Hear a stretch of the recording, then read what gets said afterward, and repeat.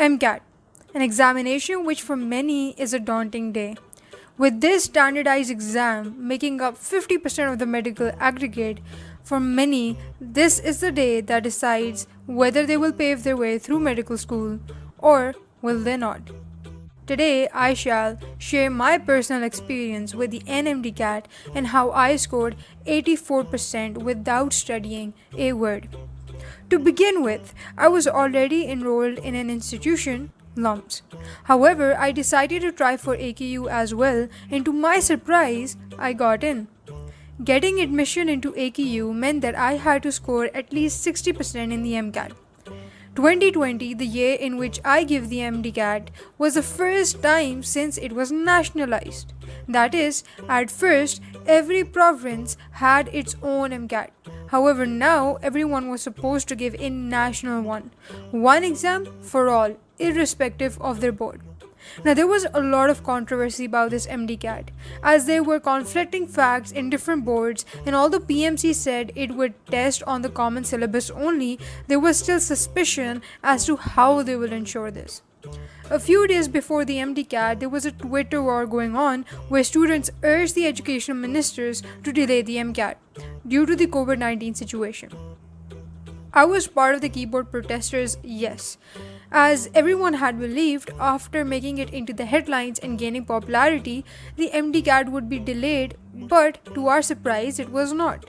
Hence, I realized it was too late now when there was only one day remaining for the exam.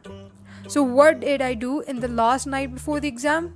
Well, mind you, I belonged to the A-level background and had never done FSC before.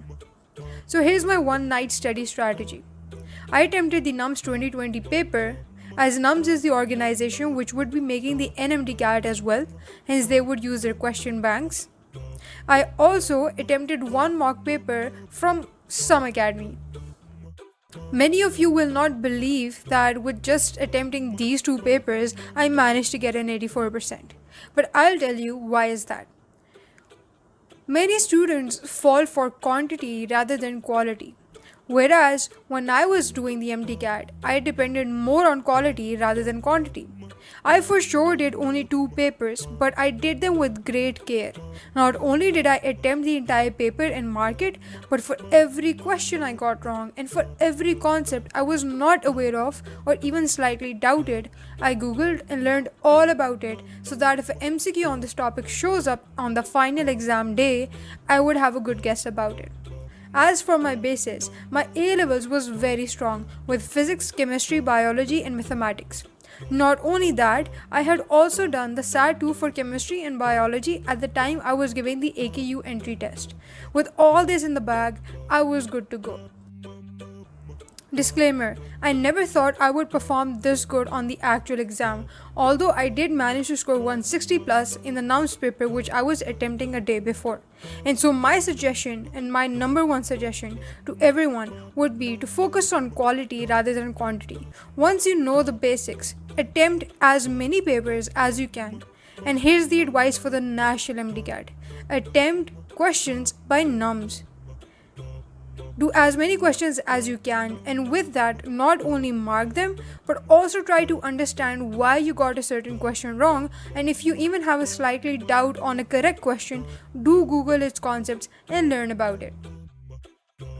I personally believe that my success in all of these medical examinations was solely due to the fact that I was very strong with my A-levels.